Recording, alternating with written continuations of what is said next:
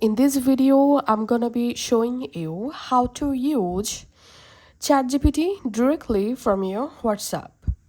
I'm gonna be showing you the official way to do it. So first of all, you have to go to your WhatsApp. From chat list, you have to open a random chat or conversation. Will be based if you use your own WhatsApp chat. So we can see this is my own WhatsApp account. So I'm just in this message box typing this number. So this number is official ChatGPT WhatsApp number. So +180002428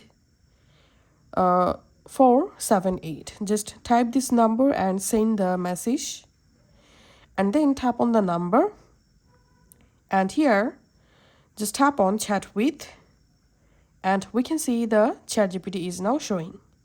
Now just go ahead and send a random message to ChatGPT, and now from your WhatsApp you can directly use official ChatGPT from here. Thanks for watching.